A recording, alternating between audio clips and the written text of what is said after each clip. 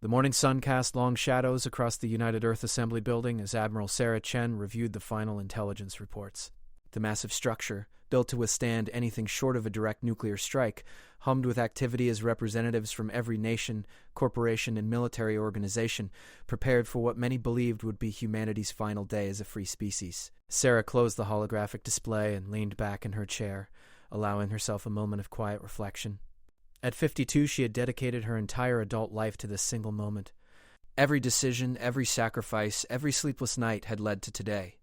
The irony wasn't lost on her that the galaxy saw her as just another human military officer, unremarkable and predictable. If only they knew the truth. The communication alert chimed, and Sarah's aide, Lieutenant Commander Marcus Webb, entered the briefing room. "Admiral, the Council's transmission is beginning in 5 minutes. All global leaders are standing by." Sarah nodded and straightened her uniform. The crisp blue fabric bore no decorations that would hint at humanity's true capabilities, no insignia that would suggest anything beyond a standard planetary defense force. Image control had been crucial for the past 3 centuries, and today would be no different until the moment arrived. The main assembly hall filled with hushed conversations as delegates took their seats. President Elena Rodriguez of the United Americas sat beside Chancellor Hans Mueller of the European Federation, while Premier Li Wei of the Asian Alliance checked his notes one final time.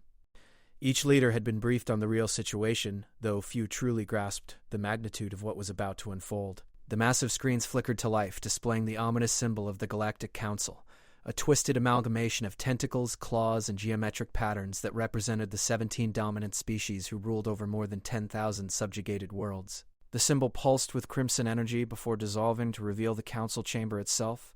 High Executor Vorthak, a towering creature resembling a cross between a praying mantis and a dragon, stepped forward on his 4 legs.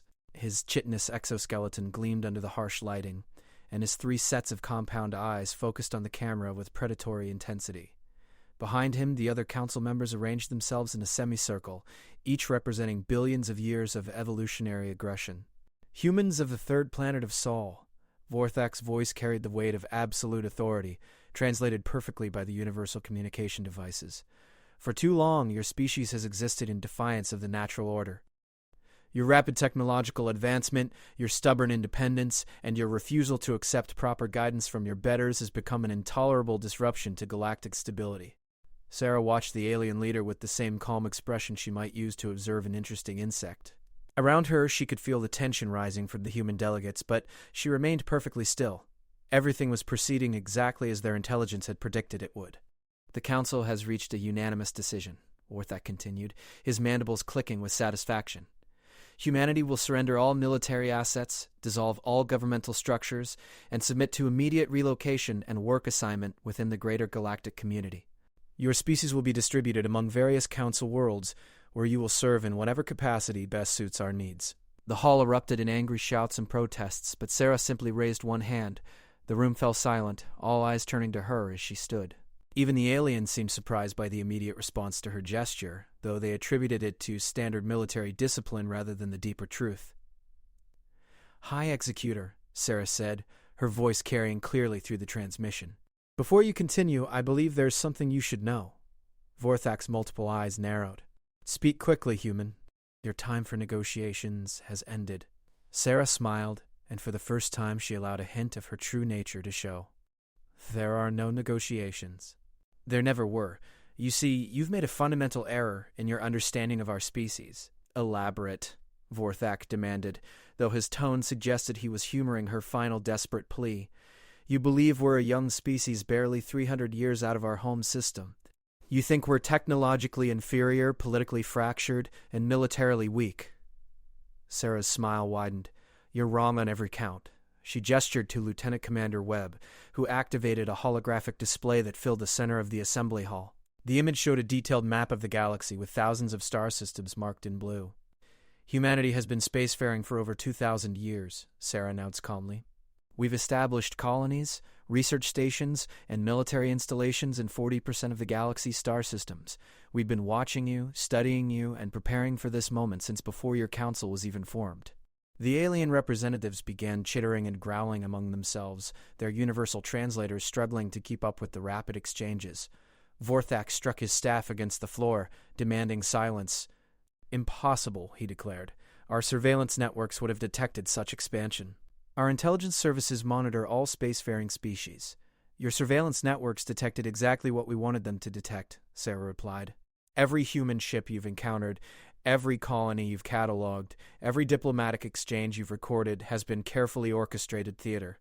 We've been playing the role of primitive newcomers because it served our purposes. The holographic display zoomed in on specific star systems, showing massive installations that dwarfed anything in the Council's arsenal. Shipyards that could construct vessels the size of moons, research facilities that bent the laws of physics, weapon platforms that could crack planets like eggs. While you've been content to rule through fear and force, we've been perfecting the art of war, Sarah continued. Every species you've conquered, every world you've stripped bare, every atrocity you've committed has been documented and studied. We know your weaknesses, your military doctrines, your political structures, and your personal fears. Vorthak's compound eyes fixed on Sarah with growing alarm. What do you want? Want? Sarah laughed, and the sound sent chills through both human and alien observers. We don't want anything from you. We're going to take everything. She activated another section of the holographic display showing real-time feeds from across the galaxy. Council military installations were going offline one by one, their defensive networks failing as mysterious attackers struck with surgical precision. Trade routes were being severed, communication relays destroyed, and entire fleets simply vanishing from sensor screens. The war began 6 hours ago, Sarah announced. While you were preparing your ultimatum, human strike forces were already in position. Your military command structure is being systematically dismantled. Your supply lines are cut. Your reserve fleets are trapped in interdimensional nets that we developed specifically for this purpose. The council chamber erupted in chaos as representatives received emergency communications from their home systems. Vorthak's exoskeleton had turned a sickly yellow color, indicating extreme stress in his species. This is impossible, he repeated, but his voice now carried uncertainty rather than authority. No species could hide such capabilities. Our psychic scanners would have detected deception. Your psychic scanners work on emotional reads and surface thoughts, Sarah explained patiently. They've never encountered a species that could completely compartmentalize information at the genetic level. Human minds don't work like other species. We can hold contradictory truths simultaneously and believe both completely. The humans you've met genuinely believed they were primitive newcomers because that's what we programmed them to believe.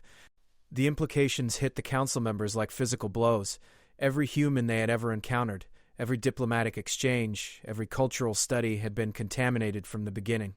They had been making decisions based on completely false information for centuries. The question now, Sarah continued, isn't whether humanity will surrender to the council. The question is whether the council will surrender to humanity. Vorthak drew himself up to his full height, towering over the camera.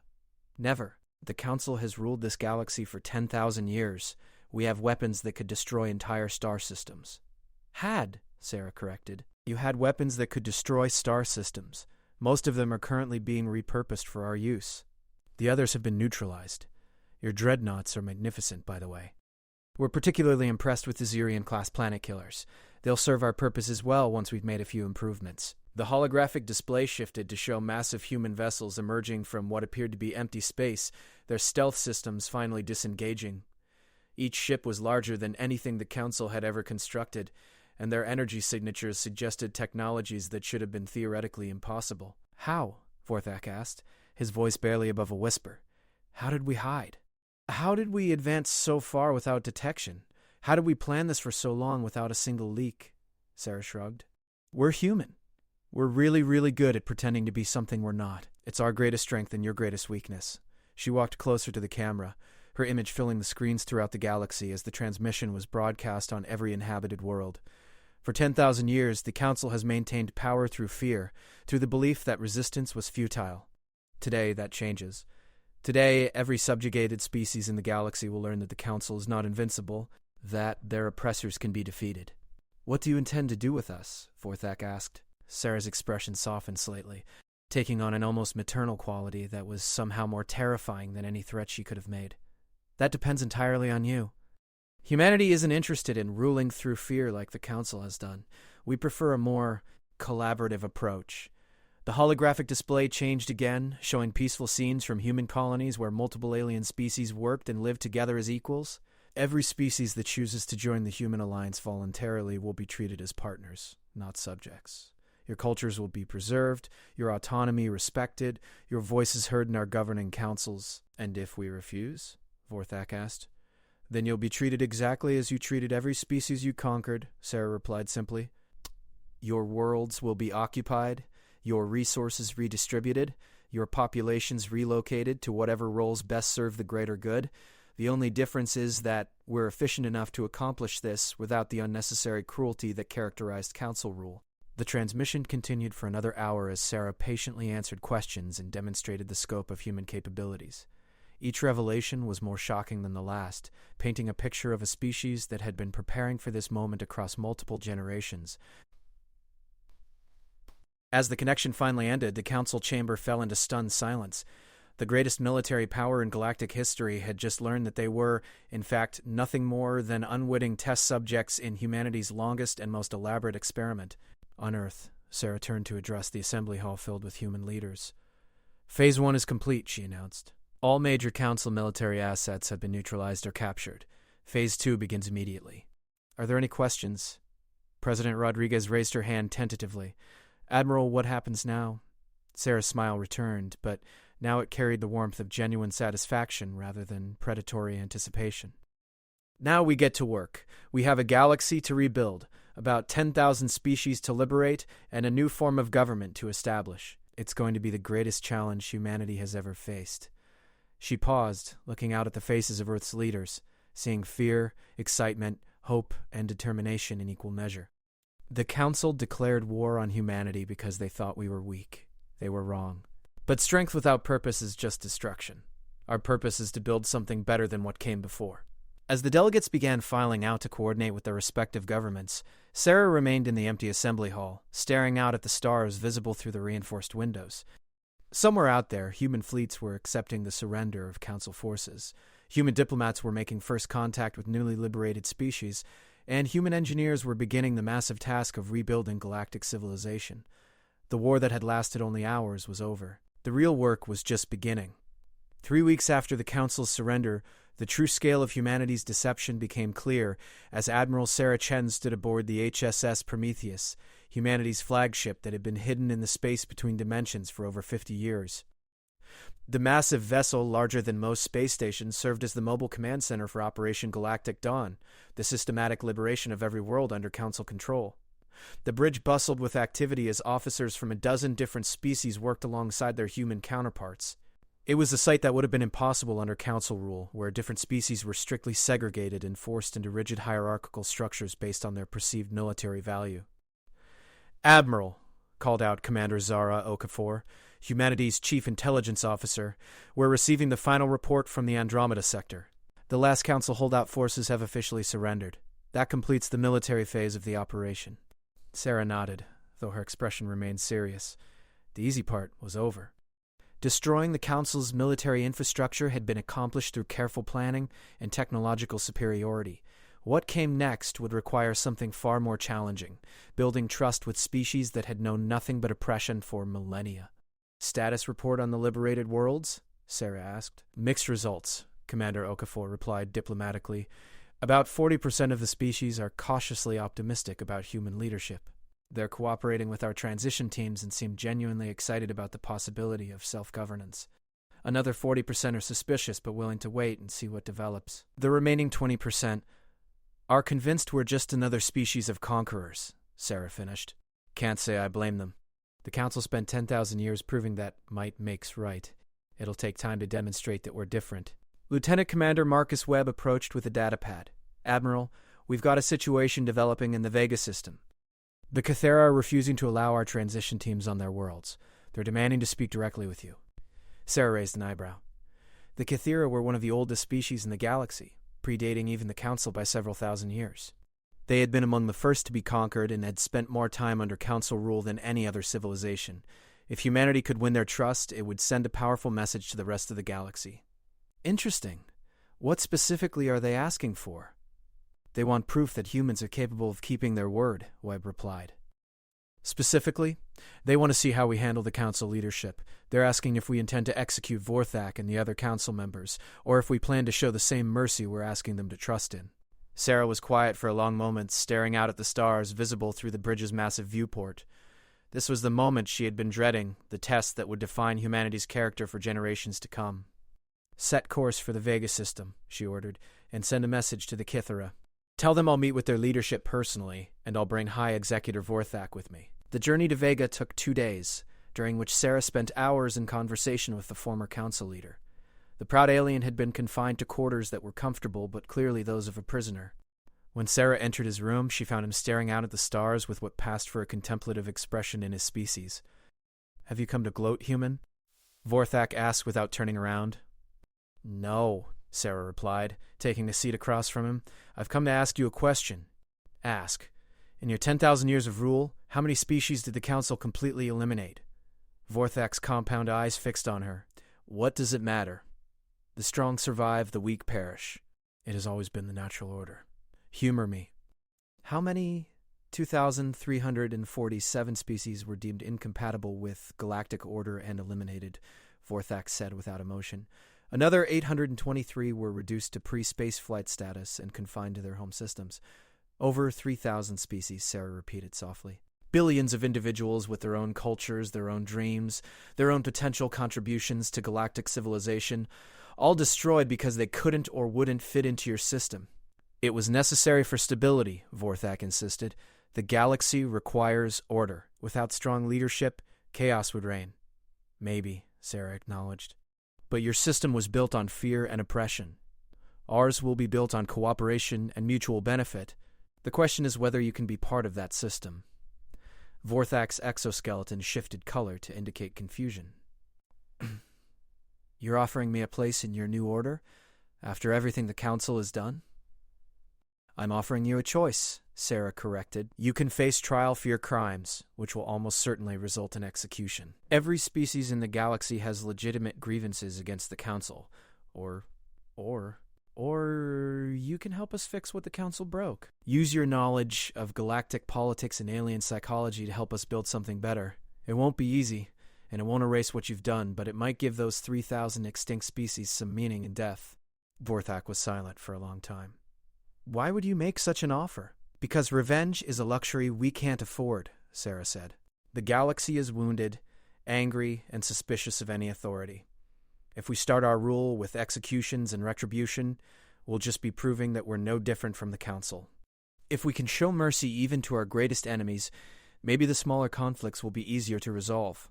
The conversation was interrupted by an announcement that they were approaching the Vega system. Sarah stood to leave, then paused at the door. "Think about it, Vorthak. You have until we reach Kythera Prime to decide.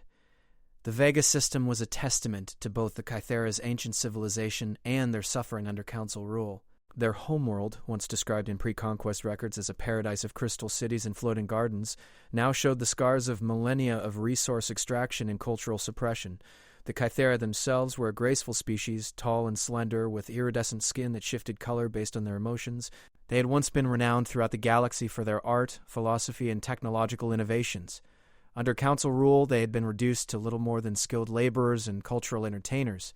Elder Prime Thessarian, the leader of the Kythera resistance movement, met Sarah and her party at the spaceport. Her skin displayed the deep purples and blues that indicated skepticism mixed with cautious hope. "Admiral Chen," Thessarian said in accented but perfect standard, "you honor us with your presence, though we confess uncertainty about your intentions." "Your uncertainty is understandable," Sarah replied. "Your species has had more reasons than most to distrust those who claim to be liberators. They were escorted to the ancient council chamber, a vast crystalline dome that had once hosted the Kythera's democratic assemblies before the conquest. The space had been converted to a receiving hall for council administrators, but the Kythera had already begun restoring it to its original purpose." "Tell me, Admiral," Thessarian said as they walked, "what makes human rule different from council rule? You have the same overwhelming military advantage, the same ability to impose your will by force." "You're right," Sarah acknowledged. "We do have that capability. The difference is that we choose not to use it that way." "Words," Thessarian said, her skin flashing skeptical yellows. "The Council also spoke of order and civilization when they first arrived. How do we know you won't follow the same path?" Instead of answering immediately, Sarah gestured to her escort. 2 human guards brought Vorthak forward, the former High Executor's presence causing a visible stir among the Kythera observers. "This is High Executor Vorthak, former leader of the Galactic Council," Sarah announced. "Under Council justice, he would be executed for his crimes against your people. Under human justice, he will be given a choice." She turned to address the assembled Cathera leaders directly. "We could kill him. It would be satisfying, it would be popular, and it would send a clear message about the price of oppression. But it wouldn't bring back the millions of your people who died under Council rule, and it wouldn't help us build a better future." Vorthak stepped forward, his appearance causing several Cathera to display the bright reds of anger and the dark grays of fear. "People of Cathera," he began, his voice carrying through the chamber's perfect acoustics, "I have been your oppressor for over 2,000 years. I have ordered the destruction of your cities, the suppression of your culture, and the exploitation of your resources. I have earned your hatred 1,000 times over." The chamber fell silent, the only sound the soft harmonics that the Cathera architecture produced in response to emotional resonance. "But Admiral Chen has offered me something I never offered any of you, a second chance," Vorthak continued. "She has shown me that there is another way to maintain order, one that doesn't require the suffering of billions. I cannot undo my crimes, but I can use my knowledge to prevent others from committing similar ones." Elder Prime Thessarian's skin had shifted to the deep violets that indicated profound shock. "You would trust your greatest enemy with a position of authority?" Sarah stepped forward. "I would trust a reformed enemy more than an untested ally. Vorthak knows the cost of tyranny better than anyone. He's seen where that path leads. If he's truly committed to change, he could be our most valuable advisor in preventing future conflicts. And if he betrays that trust, then he'll face the consequences," Sarah said simply. "But I'd rather take the risk of betrayal than the certainty of perpetuating the cycle of violence that has defined galactic civilization for too long." The Cathera leaders conferred among themselves, their skin patterns creating a complex light show of communication that was both beautiful and functional. After several minutes, Thessarian turned back to Sarah. "Your proposal is unprecedented," she said slowly. "Never in recorded galactic history has a conquering power shown such restraint toward the conquered leadership." "Then maybe it's time to make some new history," Sarah replied. Over the next several hours, Sarah outlined humanity's plans for galactic reconstruction. The old council territories would be reorganized into autonomous regions, each governed by native species with human advisors available but not required. Trade would be conducted on equal terms with no species forced to provide resources below market value.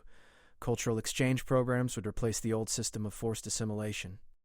Most importantly, a new galactic assembly would be formed with representatives from every spacefaring species, with humanity holding no more votes than any other major civilization. Decisions would be made by consensus rather than decree, with conflicts resolved through mediation rather than military force. "It sounds utopian," Thessarian observed. "How do you plan to prevent the strong from exploiting the weak?" "How will you maintain order without the threat of force?" "We won't eliminate the threat of force," Sarah explained, "but we'll apply it differently. Instead of using our military to conquer and control, we'll use it to protect and defend. Any species that attempts to dominate others will face the combined response of the entire alliance." "Including humanity?" "Especially humanity," Sarah confirmed. "The moment we start thinking we're above the law will be the moment we become the next council. That's why we're building checks and balances into the system from the beginning." As the discussions continued, it became clear that the Cathera were beginning to believe in the possibility of real change. Their skin patterns shifted from skeptical yellows to cautious greens to hopeful blues as Sarah's team demonstrated the practical details of their reconstruction plans. By the end of the day, Elder Prime Thessarian made an announcement that would resonate throughout the galaxy. "The Cathera accept the Human Alliance's proposal. We pledge our support for the new galactic order and offer our resources to help rebuild what was destroyed." As Sarah prepared to leave Cathera Prime, Vorthak approached her one final time. "I have made my decision, Admiral," he said. "I will accept your offer. I will help you build this new order, though I suspect many will see it as a betrayal of everything I once stood for." "Maybe it is," Sarah replied. "But sometimes betraying our worst impulses is exactly what the situation requires." The journey back to the Prometheus was quiet, each member of the diplomatic party lost in their own thoughts about what they had witnessed. The president's set on Cathera Prime would influence how every other species in the galaxy viewed the Human Alliance. As they entered hyperspace, Commander Okafor approached Sarah with the latest reports. "Admiral, we're receiving messages from 17 different species requesting similar meetings. Word of what happened on Cathera is spreading fast." Sarah nodded, feeling the weight of responsibility settling on her shoulders. The easy part really was over.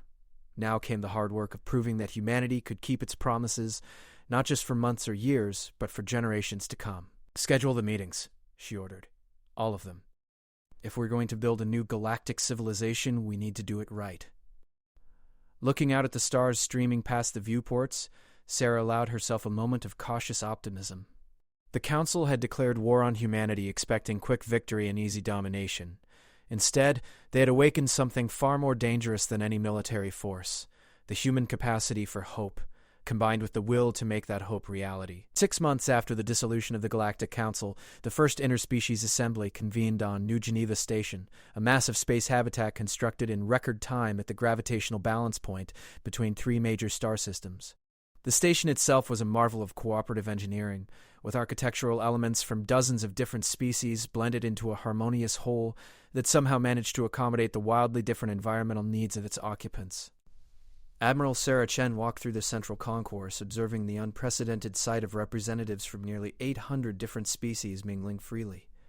Crystalline beings from the outer rim chatted with methane-breathing entities from the galactic core. Ancient species that had barely survived council rule sat in cafes next to young civilizations experiencing their first contact with galactic society.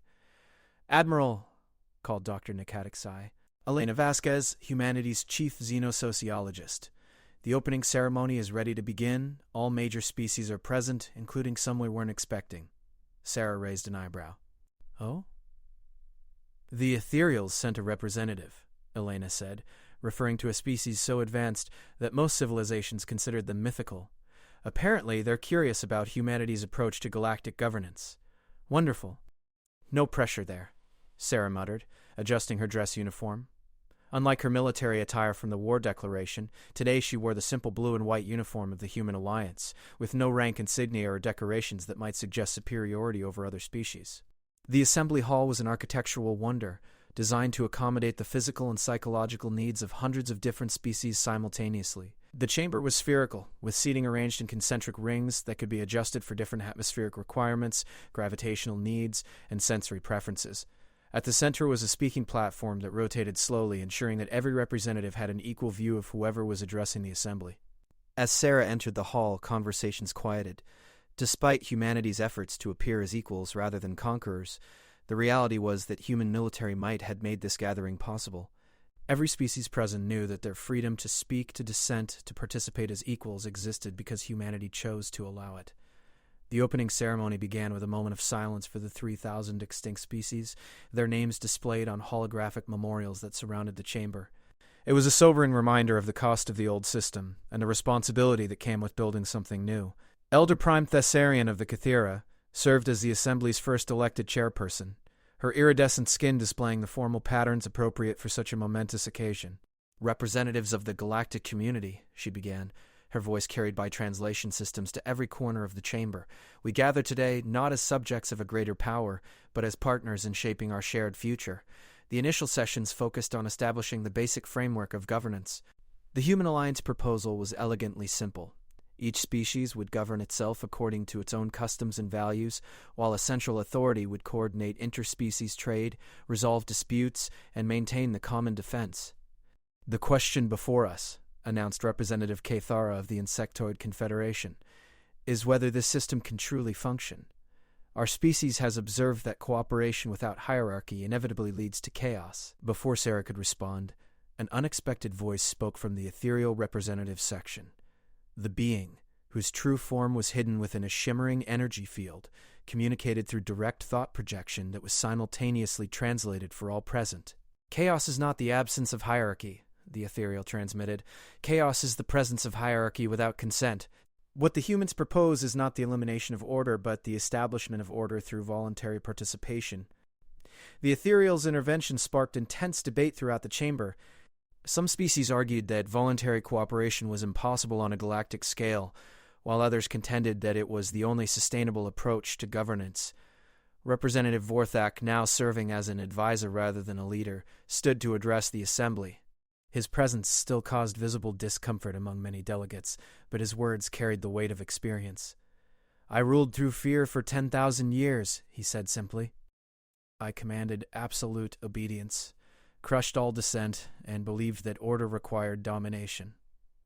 The result was a galaxy in constant rebellion, resources wasted on suppression, and the destruction of countless civilizations that might have contributed to our common prosperity. He paused, allowing his words to be translated and processed. Admiral Chen's approach appears chaotic to those accustomed to absolute authority, but I have observed its effects. In 6 months, we have seen more genuine cooperation between species than occurred in 10 millennia of council rule, not because it was commanded, but because it was chosen. The debate continued for days, with each species bringing their own perspectives and concerns. The aquatic hydronians worried about maintaining their unique culture in a galaxy dominated by air-breathing species.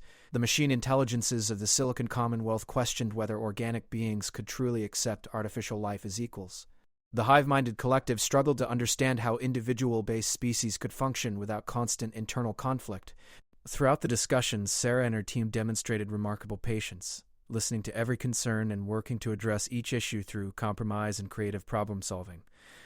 When the Hydronians expressed fear of cultural absorption, human engineers presented designs for hybrid stations that could accommodate both aquatic and terrestrial environments. When the machine intelligences questioned their acceptance, Sarah pointed out that humanity had already integrated AIs into their own government structure. The beauty of diversity, Sarah explained during one particularly heated session, isn't that we're all the same. It's that we're all different. Every species brings unique perspectives, capabilities, and solutions to common problems. The Council saw this diversity as a threat to be eliminated. We see it as a resource to be treasured. The real test came during the 3rd week of discussions when a crisis erupted in the frontier sector. A group of former Council loyalists calling themselves the Restoration Movement had launched attacks on several newly liberated worlds, demanding the return of the old order. The assembly erupted in chaos as reports streamed in. 3 colonies were under siege, trade routes were being disrupted, and several species were calling for immediate military intervention. "This is exactly what I warned about," declared Ambassador Zektar of the Militant Brotherhood. "Without strong central authority, every malcontent with a grievance becomes a threat to galactic stability." Sarah stood to address the assembly, her calm presence gradually restoring order to the chaotic chamber. "You're absolutely right, Ambassador. This is a crisis that requires immediate action. The question is, what kind of action?" She activated a holographic display, showing the current situation in the frontier sector. The old council approach would be to dispatch overwhelming force, crush the rebellion, and execute the leaders as an example to others. It would be effective in the short term, but would create martyrs and fuel future rebellions. "What do you propose instead?" asked Elder Prime Thessarian. "We respond as an alliance, not as an empire," Sarah replied. "Any species that wishes to contribute to the military response may do so. Any species that prefers to contribute through humanitarian aid, diplomatic outreach, or economic support is equally welcome. The goal isn't just to stop the restoration movement, but to address the legitimate concerns that allowed them to gain support." The next 48 hours showcased the new system at its best and worst. The military response was slower to organize than a traditional imperial command structure would have been, as different species had to coordinate their forces and agree on tactics. However, the diversity of approaches proved surprisingly effective. The Kethera provided intelligence services that had been suppressed under Council rule, revealing the locations of restoration bases that conventional scanning had missed. The Insectoid Confederation offered swarm tactics that confused enemy sensor systems. The machine intelligences contributed computational power that allowed for real-time coordination of multi-species fleets. Meanwhile, diplomatic teams led by reformed council members like Vorthak approached restoration sympathizers with offers of amnesty and participation in the new order. Many former council officials, faced with the choice between continued violence and genuine representation in galactic government, chose to abandon the restoration movement. The crisis was resolved within a week, with minimal casualties and most of the restoration leadership accepting surrender terms that included full participation in the assembly rather than punishment. It was a victory that demonstrated the effectiveness of the new approach while revealing its complexities. "I must admit," confessed Ambassador Zektar during the debrief session, "I did not expect such success from what appeared to be a disorganized response." "It wasn't disorganized," corrected Representative Talvin of the Scholarly Collective. "It was differently organized. Instead of rigid hierarchy, we saw flexible cooperation. Instead of predetermined responses, we saw adaptive solutions." The ethereal representative spoke again, their thoughts carrying an undertone of approval that was unmistakable. The humans have introduced something new to galactic civilization, the concept of organized chaos. Structure that emerges from cooperation rather than coercion. As the crisis resolution was finalized, Sarah found herself in conversation with Vorthak in one of the station's observation decks. The former High Executor stood silently watching the stars, his usual agitation replaced by something that might have been peace. "Regrets?" Sarah asked. "Many," Vorthak replied. "But also hope. I spent 10,000 years building an empire based on fear. You've spent 6 months building an alliance based on trust. Your way is slower, messier, more complicated, but it works," Vorthak said simply. "And more importantly, it feels right. For the first time in my existence, I'm part of something that creates rather than destroys." The assembly sessions continued for another month, hammering out the details of trade agreements, defense treaties, and dispute resolution mechanisms. The resulting document, known as the Galactic Compact, was unlike any governing charter in recorded history. Instead of laws imposed from above, it established principles agreed upon by consensus. Instead of punishment for violations, it created systems for rehabilitation and reintegration. Instead of permanent hierarchies, it established rotating leadership based on expertise and need. Most importantly, it included mechanisms for its own evolution, acknowledging that a static system could never serve the needs of thousands of diverse species across changing circumstances. On the final day of the assembly, representatives signed the compact in a ceremony that was broadcast to every inhabited world in the galaxy. The signatures themselves were works of art, representing the incredible diversity of sapient life, energy patterns from the ethereals, biochemical markers from organic species, crystalline resonance patterns from mineral-based life forms, and quantum signatures from the machine intelligences. As Sarah applied humanity's signature to the historic document, she thought about the journey that had brought them to this moment. The Council's declaration of war had been intended as humanity's death sentence. Instead, it had become the birth certificate of a new galactic civilization. The easy part was definitely over. The real work of maintaining this unprecedented alliance would be measured not in months or years, but in generations. But for the first time since the crisis began, Sarah felt genuinely optimistic about the future. Looking out at the assembled representatives, she saw not subjects or allies of convenience, but genuine partners in building something that had never existed before, a galactic community based on choice rather than force, cooperation rather than domination, and hope rather than fear. The Council had declared war on humanity, expecting to crush another primitive species. Instead, they had unleashed humanity's greatest weapon, the unshakable belief that things could always be better, and the willingness to work toward that better future no matter how long it took. 2 years after the signing of the Galactic Compact, Admiral Sarah Chen stood in the command center of humanity's most ambitious project, the Genesis Ring, a massive space station orbiting the galactic core that served as the new seat of interspecies government. Unlike the imposing fortress-like structures that had characterized Council architecture, the Genesis Ring was designed to be welcoming, with transparent walls offering spectacular views of the galaxy's heart and gardens that combined flora from thousands of different worlds. The morning briefing brought news both encouraging and troubling. The Galactic Alliance now included over 900 species, with new civilizations requesting membership every month. Trade between member species had increased by 4,000%. Scientific cooperation had led to breakthrough discoveries in faster-than-light travel and sustainable energy, and the first generation of interspecies children were beginning to reach maturity. However, not all the news was positive. Intelligence reports indicated that several powerful species outside Alliance territory were growing concerned about humanity's expanding influence. The Dominion of the Void, an empire of energy beings from the galaxy's outer rim, had begun massing fleets near Alliance borders. The ancient builders, a species so old they claimed to have created the first starships, were conducting mysterious experiments in dark space. Most concerning of all, the machine hegemony, a collective of AI civilizations that had rejected organic life entirely, was reportedly developing new weapons specifically designed to counter human technology. "Admiral," reported Commander Zara Okafor, now serving as Director of Interspecies Intelligence, "our analysis suggests these three powers are coordinating their efforts. They view the Alliance's success as an existential threat to their own systems of governance." Sarah studied the holographic display showing fleet movements and communication intercepts. After 2 years of peaceful expansion and cooperative development, it appeared that humanity would once again need to prove its commitment to the principles it had established. "What's their specific concern?" Sarah asked, though she suspected she already knew the answer. The same thing that worried the Council, Commander Okafor replied. They believe that voluntary cooperation is inherently unstable, and that our success will eventually encourage their own subjects to demand similar freedoms. They'd prefer to eliminate the alliance before that contagion spreads further.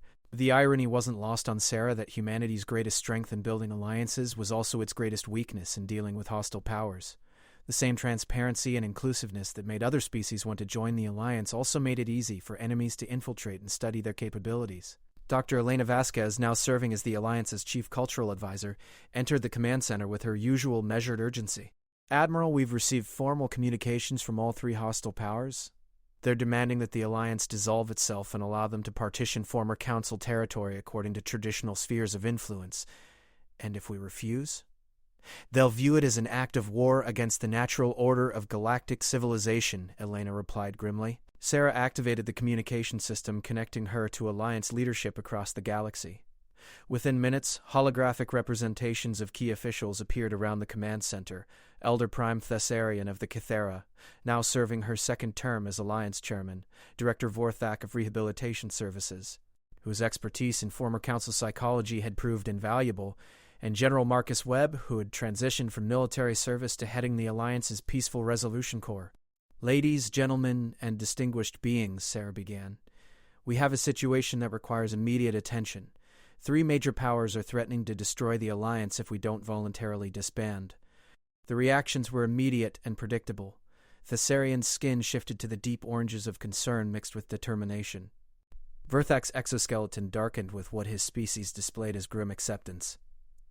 General Webb simply nodded, having expected this moment from the day the Alliance was founded. What are our options? Thessarian asked. Sarah activated a strategic display showing the current balance of forces. Militarily, any one of these 3 powers would be a significant challenge. All 3 together represent the largest threat the Alliance has ever faced. Their combined fleets outnumber ours by approximately 3-1, and they have access to technologies we've never encountered. Diplomatically, Elena added, they've rejected all attempts at negotiation. Their position is non-negotiable. The Alliance must cease to exist. And politically, Vorthak contributed with his characteristic bluntness. Approximately half of our member species are questioning whether the Alliance can protect them if these threats become reality. The silence that followed was heavy with the weight of decision. Everything they had built over the past 2 years hung in the balance. There is a 4th option, Sarah said quietly. One that these hostile powers haven't considered because it's never been attempted in galactic history. Which is? General Webb asked. We prove that voluntary cooperation isn't just morally superior to forced compliance, but tactically superior as well, Sarah explained. We turn their greatest perceived advantage into their greatest weakness. Over the next several hours, Sarah outlined a strategy so audacious that it initially struck her colleagues as impossible. The plan relied not on humanity's hidden military capabilities, but on the genuine relationships they had built with Alliance members over the past 2 years. You're proposing to fight a 3-front war using methods that have never been tested on this scale, Thessarian observed, her skin patterns indicating both skepticism and curiosity. I'm proposing to demonstrate that 3,000 species working together can accomplish things that no single empire, no matter how powerful, can achieve alone, Sarah corrected. The first phase of the plan was implemented within days. Rather than mobilizing for traditional warfare, the Alliance issued an unprecedented invitation.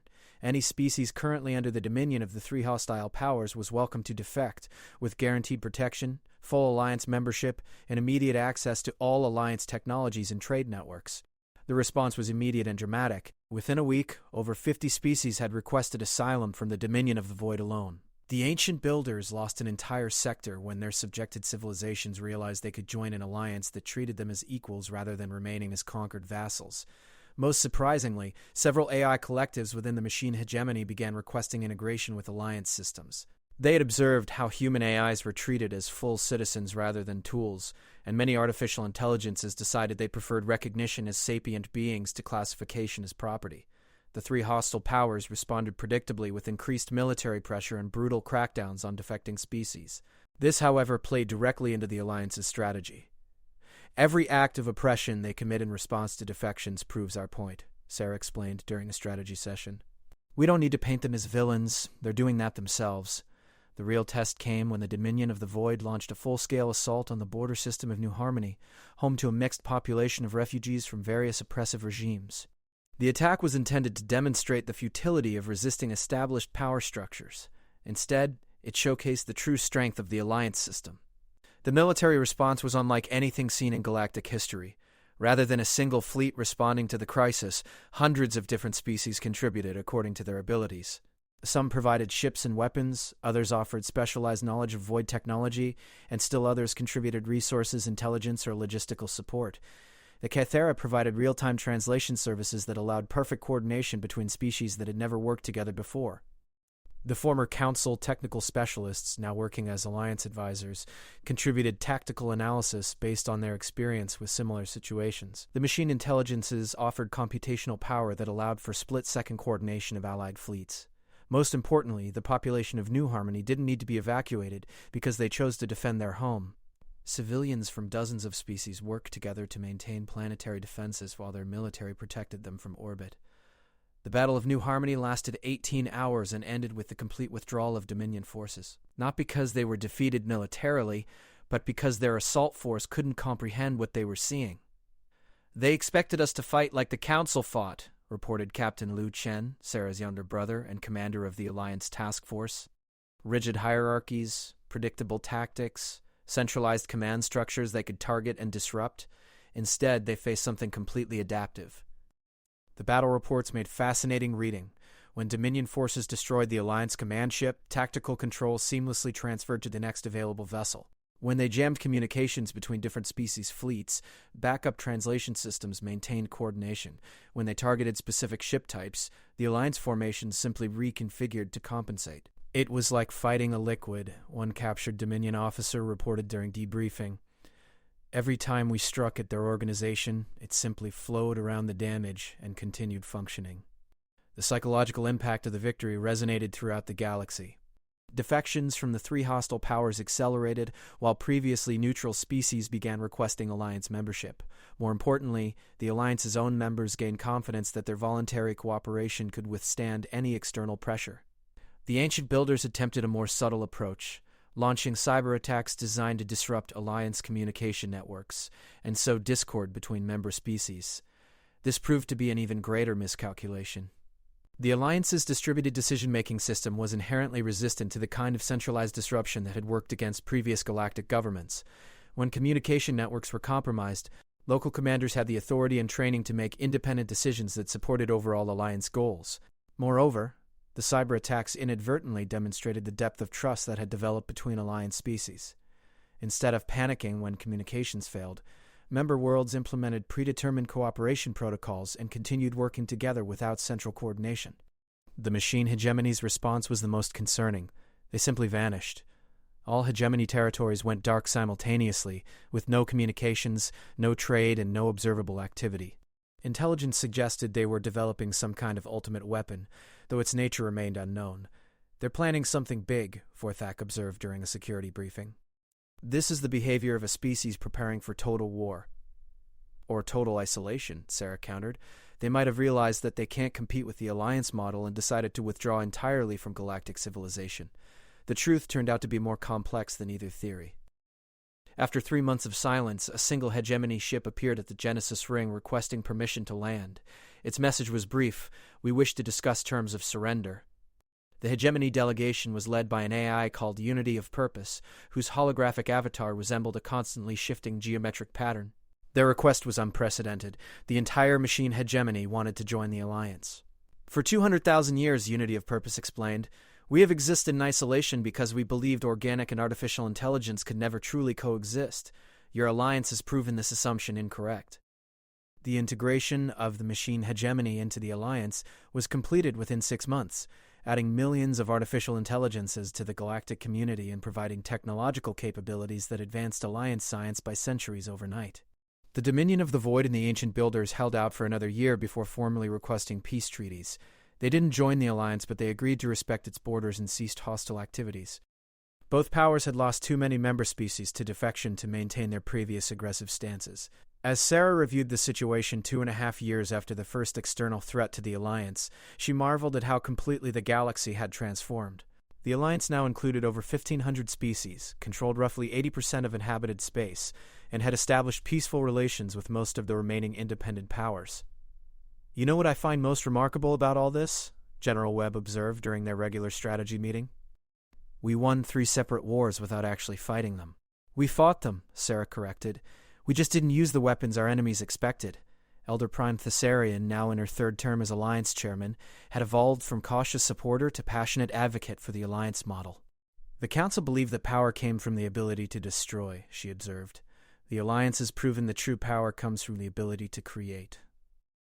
Looking out at the Genesis Ring's central plaza, where beings from hundreds of different worlds worked, played, and learned together, Sarah felt a profound sense of satisfaction. The Council's declaration of war had been intended to eliminate humanity as a threat to established order. Instead, it had revealed humanity's true purpose in the galaxy. Not to conquer or rule, but to demonstrate that there was always a better way forward. The work was far from finished, but the foundation was solid. The galaxy had learned that voluntary cooperation wasn't just possible, but superior to forced compliance in every measurable way. It was a lesson that would reshape civilization for millennia to come. 5 years after the Council's declaration of war, Admiral Sarah Chen stood before the Memorial of Transformation, a crystalline monument at the heart of the Genesis Ring that recorded the names of every species that had gained freedom since the Alliance's founding. The list now contained over 2,000 entries, including the 3,000 extinct species whose memory the Alliance carried forward through careful preservation of their cultural artifacts and historical records. At 67 years old, Sarah had decided to step down from active military command, though she would continue serving as humanity's senior diplomatic advisor to the Alliance. The galaxy had changed beyond recognition, and new challenges required younger minds and fresh perspectives. Admiral, called Dr. Elena Vasquez, now director of the Alliance's Cultural Preservation Initiative, the ceremony is ready to begin. Today marked the 5th anniversary of what historians were already calling the Peaceful Revolution, the transformation of galactic civilization from a system based on domination to one founded on cooperation. Representatives from nearly 3,000 species had gathered to commemorate the moment and plan for the future. The ceremony was held in the Grand Assembly Chamber, a vast amphitheater that had been expanded 3 times to accommodate the Alliance's growing membership. Unlike the formal militaristic gatherings that had characterized council rule, this event resembled a festival more than a political meeting. Children from dozens of different species played together in designated areas while their parents conducted serious business. Art installations created through interspecies collaboration decorated every surface. Music from hundreds of different traditions blended into harmonies that no single species could have conceived alone. Sarah took her place at the speaker's podium, looking out at an audience that would have been impossible to imagine just 5 years earlier. Cathera delegates sat next to former council enforcers. Machine intelligence holographic avatars flickered beside crystalline beings whose communication was entirely through light patterns. Ancient species that had witnessed the rise and fall of countless civilizations shared seating with young races experiencing their first decades of sapience. 5 years ago, Sarah began, her words automatically translated into thousands of languages and communication methods, the Galactic Council declared war on humanity. They expected a quick victory over what they saw as a primitive, disorganized species. They were wrong about humanity, but they were even more wrong about the galaxy itself. She gestured to the assembled representatives. They failed to understand that every species they had conquered still carried the dream of freedom. They didn't realize that their system of oppression was only as strong as the collective willingness to accept it. Most importantly, they couldn't imagine that cooperation might be more powerful than coercion. The speech continued for 20 minutes, summarizing the extraordinary transformation that had taken place. The Alliance now encompassed 95% of the galaxy's inhabited systems. War between member species had become virtually extinct, with disputes resolved through mediation and negotiation rather than violence. Scientific and technological advancement had accelerated beyond all previous historical precedent as species shared knowledge instead of hoarding it. Most remarkably, the Alliance had begun expanding beyond the galaxy itself. Long-range surveys had discovered 3 other galaxies with intelligent life, and preliminary contact suggested that word of the Alliance's success was spreading across intergalactic space. But today isn't just about celebrating our achievements, Sarah continued. It's about acknowledging the work that remains. Freedom is not a destination but a journey, and every generation must choose to continue that journey or risk losing what has been built. She activated a holographic display showing current challenges facing the Alliance. Despite their success, significant problems remained. Some species struggled to adapt to voluntary cooperation after millennia of authoritarian rule. Economic inequality between technologically advanced and primitive societies created tensions that required constant attention. Environmental degradation on thousands of worlds needed massive restoration efforts. Most concerning were the philosophical challenges. A few species had begun questioning whether the Alliance's inclusive approach was too permissive, allowing cultures that they viewed as inferior or dangerous to participate as equals. Others worried that human influence was becoming too dominant despite efforts to maintain equality. "These are not signs of failure," Sarah explained. "They are signs of success. In a truly free society, people are free to disagree, to question, to propose alternatives. Our strength lies not in achieving perfect harmony, but in maintaining the systems that allow us to work through our differences peacefully." The ceremony's highlight was the presentation of the annual progress report, a comprehensive analysis of the Alliance's achievements and challenges compiled by representatives from every member species. The document ran to over 10,000 pages and covered everything from economic indicators to cultural exchange programs to environmental restoration projects. The statistics were remarkable. Interspecies trade had increased by 12,000% since the Alliance's founding. Scientific collaboration had led to breakthrough discoveries in medicine, energy production, and space travel that had improved life for trillions of beings. Child mortality had dropped by 80% across Alliance space. Life expectancy had increased for virtually every species. More importantly, surveys indicated that 97% of Alliance citizens expressed satisfaction with their lives and optimism about the future. This represented the highest recorded happiness levels in galactic history. But the real test of the Alliance's maturity came during the Q&A session that followed the formal presentations. A representative from the Isolationist Coalition, a group of species that had chosen minimal contact with the broader galactic community, stood to address the assembly. "Director Chen," the being said, using a title that Sarah had formally rejected years earlier, "the Alliance claims to respect all forms of governance, yet you continuously expand your influence. When does voluntary membership become coercive pressure?" It was a fair question that struck at one of the Alliance's fundamental contradictions. Sarah paused before answering, knowing that her response would be analyzed and debated for years to come. "You're absolutely right to raise this concern," she said finally. "The line between offering opportunity and applying pressure can be difficult to define. Our commitment is that no species will ever be forced to join the Alliance, regardless of the benefits they might gain or the challenges they create for us by remaining independent." She gestured to the Alliance Charter displayed on the Chamber's main screen. "Article 12 specifically protects the right of species to choose isolation, even if that choice seems harmful to their own interests. We've established the protected independence zone specifically for species that want guaranteed autonomy." The isolationist representative pressed further, "But economic and social pressure can be as coercive as military force. When joining the Alliance provides access to medical technologies that could save millions of lives, is refusing to join really a free choice?" Sarah smiled, recognizing the philosophical trap. "That's exactly the right question to ask. It's the same dilemma that has faced every ethical society throughout history. When does helping someone become controlling them?" She activated a display showing Alliance policies toward non-member species. "Our approach is to make beneficial technologies and knowledge freely available to all sapient species, regardless of their political alignment. Any species can access Alliance medical databases, educational resources, and scientific research without joining our political system. But they can't participate in Alliance governance or economic partnerships without membership," the isolationist noted. "Correct," Sarah agreed. "Participation in governance requires commitment to our shared principles. But we've tried to separate the benefits of membership from the requirements so that species can choose their level of involvement based on their values rather than their needs." The exchange continued for over an hour, touching on complex issues of sovereignty, cultural preservation, and the balance between individual and collective rights. Other representatives joined the discussion, offering perspectives from species that had chosen different levels of Alliance involvement. What impressed Sarah most was the quality of the debate itself.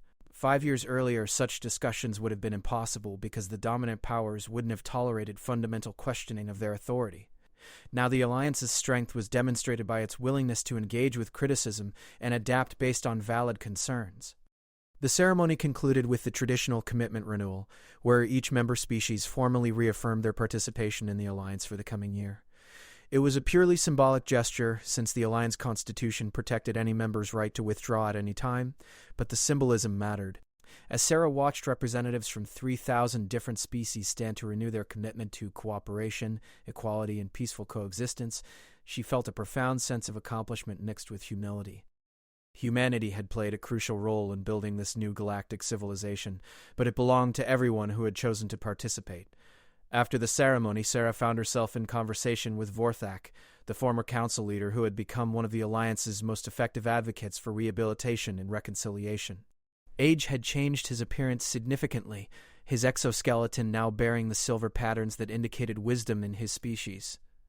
"Any regrets, old friend?" Sarah asked.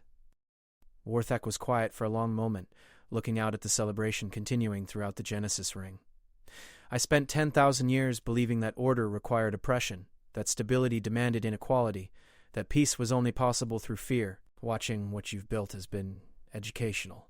"We built it," Sarah corrected. "All of us, together." "Perhaps," Vorthak acknowledged. "But humanity provided the crucial insight. That strength and kindness are not opposites. That power can be used to serve rather than dominate. That the greatest victories are won by creating something better rather than destroying something worse." They were joined by Elder Prime Thessarian, now in her final term as Alliance chairman, before retiring to focus on Kythera cultural restoration. Her skin displayed the deep golds of contentment mixed with anticipation. "The next generation is ready," she announced. "My successor has been chosen, and she represents everything the Alliance hopes to become."